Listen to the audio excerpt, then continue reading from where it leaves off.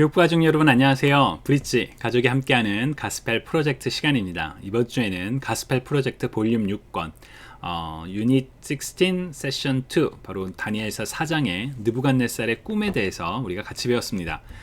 그 전에 혹시 오늘 브릿지가 만약 처음이신 분들을 위해서 브릿지는 바로 가족이 함께 성경을 읽고 성경에 대해서 이야기를 나누며 함께 기도하는 시간입니다. 일종의 가족 예배 혹은 패밀리 디보션 그렇게 생각하시면 좋을 것 같아요. 우리가 브릿지를 하는 이유는 분명합니다. 바로 하나님과 우리 사이에 이 시간을 통해서 브릿지가 되기를, 또 부모와 자녀, 세대 사이에 브릿지가 되기를 바라는 소망으로 이 브릿지를 계속하고 있죠. 자, 이번 주에 우리 주일학교와 중고등부 학생들이 배웠던 본문은 바로 다니엘서 4장입니다. 다니엘서 4장에서 느부갓네살은 굉장히 이상한 꿈을 꾸죠. 근데 그 꿈을 해석하지 못해요. 그러다 다니엘에게 물어봤을 때 다니엘이 그 꿈을 해석을 합니다. 느부갓네살이 봤던 큰 나무, 그러나 하늘로부터 내려온 그 거룩한 자에 의해서 잘리게 됐던, 그리고 7년 동안 짐승처럼 지내리라. 그러나 7년 뒤에 깨닫고 돌아와 누가 세상을 다스리시는지 알게 되리라 라고 했던 그 꿈의 대상이 바로 자기였다라는 것을 알게 됩니다.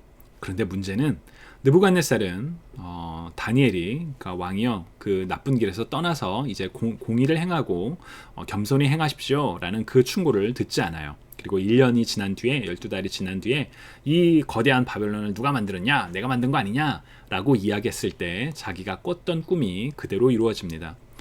교만에 대해서 아이들에게 그렇게 얘기를 했어요. 교만은 나에 관한 거다. 이 모든 내가 행동했던 모든 것, 내가 누리는 모든 게 바로 내가 노력해서 얻은 거야. 그거는 오로지 나에 관한 거야. 관심을 나에게로 초점을 맞추는 그런 이기적인 마음이 교만이다.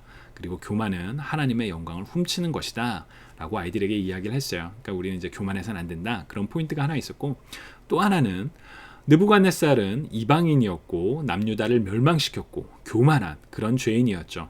그럼에도 불구하고 하나님께서는 느부갓네살을 심판하시기 전에 먼저 꿈으로 경고를 보내주시고 다니엘을 통해서 그 꿈을 해석하게 하여 주시고, 그리고 느부갓네살이 7년의 그 이렇게 방황의 기간을, 짐승처럼 그렇게 야인처럼 살았던 그 기간 후에 다시금 돌아오게 해서 진짜 하나님이 누구신지, 누가 통치자이신지를 깨닫게 해주시거든요. 그러니까 교만한 자를 낮추사 하나님을 바라보게 하는 하나님의 사랑, 자비, 그런 내용을 이야기를 했었습니다. 여러분, 이번 주는 대강절 두 번째 주죠. 대강절 두 번째 주의 촛불의 의미는 평화입니다. 우리 미국 장로교에서는 그 네 개의 의미가 소망, 평화, 기쁨, 사랑이거든요. 바로 이제 그 평화인데, 평화는 예수 그리스도께서 이 땅에 오셔서 하나님과 우리의 깨어진 관계를 회복시키신 그 평화를 의미합니다. 그래서 히브리어로 샬롬이죠. 그리스어로는 에이레네인데 보통 우리가 샬롬이란 단어를 많이 쓰는데, 이 샬롬의 단어는 의미는 사실 평화 이전에 완전함, 충만함, 그런 건강함, 그런 의미가 있어요. 그러니까 더 이상 갈등과 다툼이 없는 상태가 아니라 완전히 예전에 아주 친했던 상황으로 돌아간 것. 하나님과 우리 사이의 깨어진 관계를 회복시키셨던, 평화를 선포하셨던 예수님, 그리고 예수님께서 주신 평화는 하나님과 우리와의 관계에서의 평화뿐만 아니라 사람과 사람 사이에 그 평화이기도 해요. 그래서 바울 같은 경우에는 로마서에서나 에베소서를 통해서 바로 예수 그리스도가 유대인과 이방인들의 막힌 담을 허물으셨다라고 이야기를 하기도 하죠. 자, 대강절의 평화. 그 평화가 오늘 우리가 이렇게 이번 주에 배웠던 다니엘서 4장하고 어떤 이야기가 어떻게 연관이 될 수가 있을까요? 사실 이렇게 딱 확 연관이 되는 부분은 아니에요. 그렇지만 교만한 자도 사랑하셨고 죄인도 사랑하셨던 하나님의 그 마음을 따라서 우리도 우리에게 상처를 주거나 우리를 힘들게 한 사람들에게 다가가 평화를 선포하는 일, 바로 우리 대강절의 두 번째 주에 우리가 해야 되는 일이죠. 왜냐하면 예수님께서 그 평화를 이루셨으니까요. 한 가지 더 얘기하면 예수님을 바울은 우리의 화목제물이 되었다라고 이야기를 해요. 화목제물은 peace offering이라고 해가지고 그 관계를 회복시키는 그런 제사거든요. 그래서 그 관계의 회복에 대한 부분이 굉장히 강조가 되는 부분입니다. 자, 가족과 함께 다니엘서 4장을 읽으시고 이런 질문을 해보시면 어떨까 싶어요. What safeguard can our family put into place to fight against narcissism and arrogance?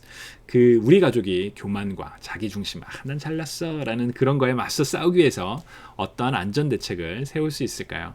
가족에 어떤 좋은 일이 생겼을 때, 그래 네가 최고야, 네가 열심히 노력했어, 아빠가 이렇게 열심히 일해서 이런 게 하나야, 혹은 네가 열심히 노력해서 이런 일을 한 거야 라고 이야기를 한다면 사실 그게 교만이 될 수가 있어요. 왜냐하면 우리가 한 게 아니라 우리에게 생명을 주시고 우리의 삶을 인도하시고 우리를 인도하신 하나님, 그러니까 우리가 교만은 하나님의 영광을 훔친다는 말이 굉장히 의미가 있는데 중요한데, 우리가 좋은 일이 생길 때마다 이건 하나님이 하신 거예요. 하나님께서 우리에게 복을 주셔서 감사합니다 라는 그런 고백이 일종의 하나의 세이프가드가 될 수 있겠죠.